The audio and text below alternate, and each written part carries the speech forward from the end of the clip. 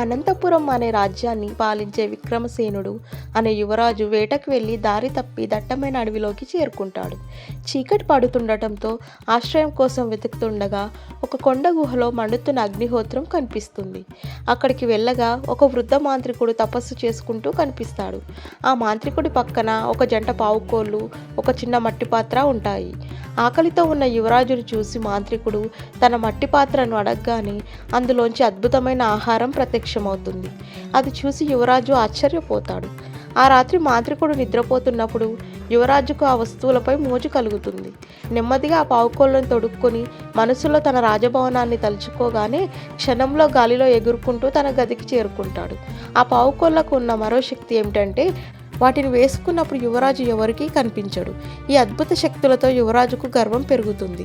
పొరుగుదేశపు రాజకుమారి రూపవతి అందం గురించి విన్న అతను ఆ పావుకోళ్ళు వేసుకొని అదృశ్య రూపంలో ఆమె అంతఃపురంలోకి ప్రవేశిస్తాడు. అక్కడ రాజకుమారికి తాను ఒక దేవదూతనని, ఆకాశం నుండి దిగి వచ్చానని అబద్ధం చెప్పి ఆమెను నమ్మిస్తాడు. ప్రతిరోజు రాత్రి వేళల్లో ఎవరికీ తెలియకుండా ఆమెను కలుస్తూ ఉండేవాడు.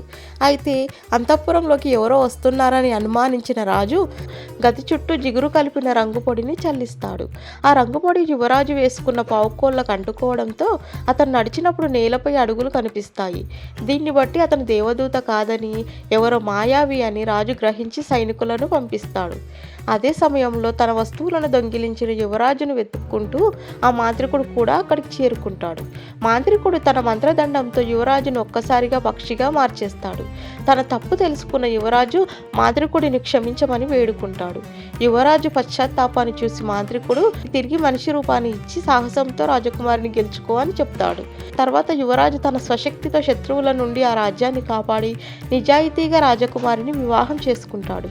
మాయా వస్తువుల కంటే సొంత తెలివితేటలే గొప్పవని ఈ కథ మనకు చెబుతుంది.